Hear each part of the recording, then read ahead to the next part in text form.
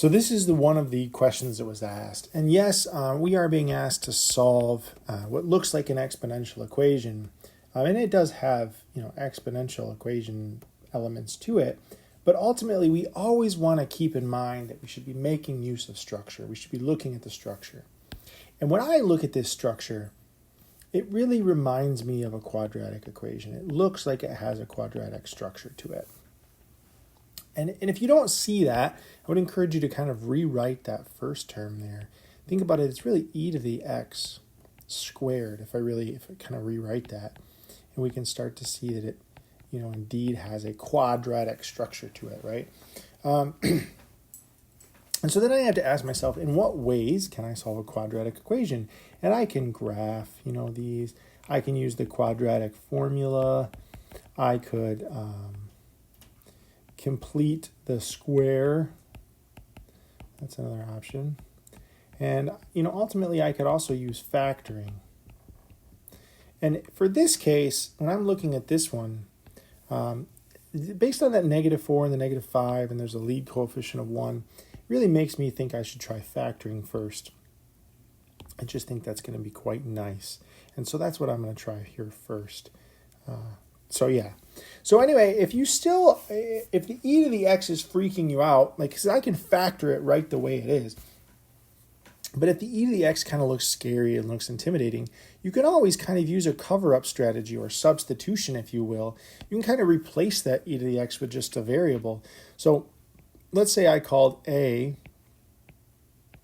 e to the x. So then what this would really look like is a squared, subtract 4a, subtract 5 equals 0. And that looks very, very comfortable for me. Now, ultimately, you don't have to do this. You could still solve it and factor it in the form that it's in. You just have to be comfortable kind of using e to the x as being a variable, right? That's the thing. So I can do it in really either way. So if I come over here and I factor, again, I can factor by using the area model. I can just factor by inspection, which I'm going to go ahead and do. I would know that this is a subtract 5 multiplied by a plus 1 equals 0.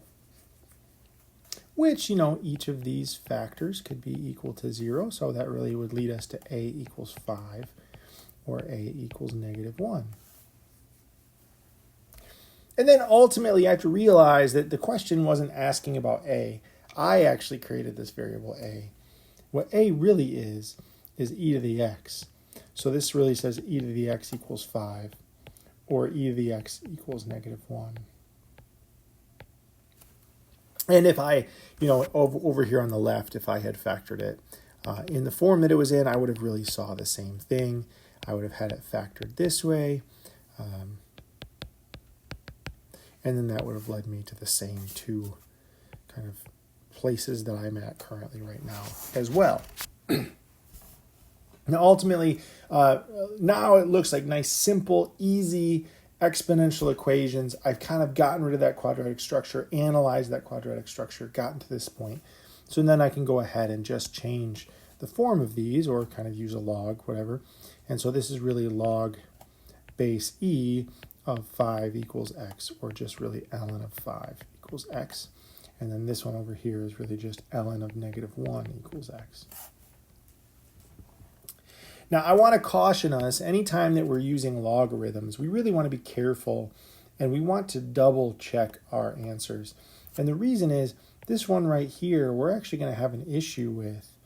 Because if you think about what natural log is saying, it's saying what's the exponent on e that made -1?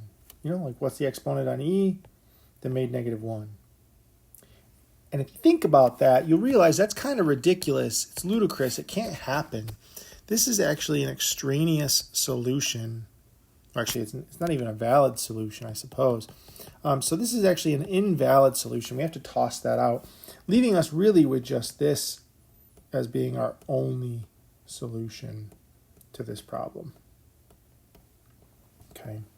So again, make sure you're always making use of structure, kind of looking at the question and asking yourself, what does this look like? What does it remind me of? And you can do a lot of damage to problems if you do that.